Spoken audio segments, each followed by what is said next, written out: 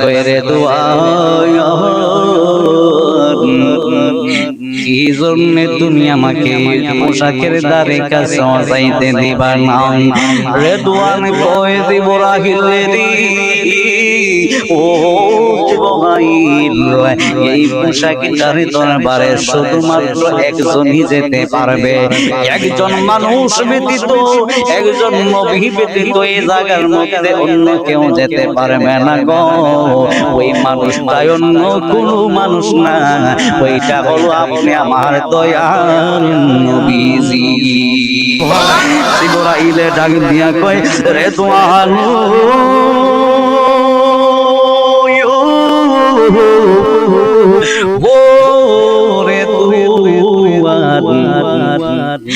তুমি আমাকে কি শুনাইলা, কি বললাম?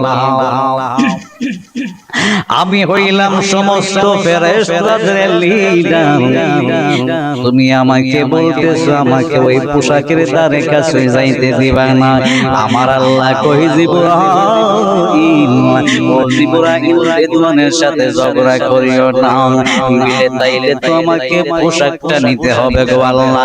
এই পোশাকটা তো আমি এমন ভাবে নিতে পারবো না।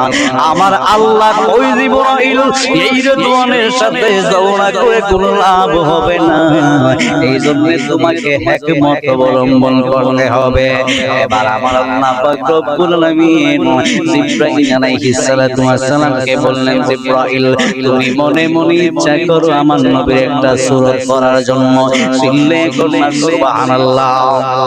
এবার জিবরাইল আলাইহিস সালাতু ওয়াস সালাম আমার নবী, আপনার নবী রাহমাতাল লিল আলামিনের একটা বেশ ধরলেন, সূরত ধরলেন। সূরত ধরার পরে এবার যে মাত্র গেলেন রেদওয়ানে দেখা কয় নবী গো,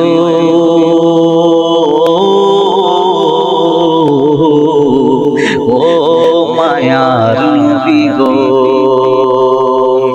আমার বাড়ি নবী অনেকে ধরে দেখেছো তুমি মোরে পাগল করে, হৃদয় দিয়ে ডাকিও কাতরে, জানি না কখন করব কদম বসে, ও মায়ার নবী গো,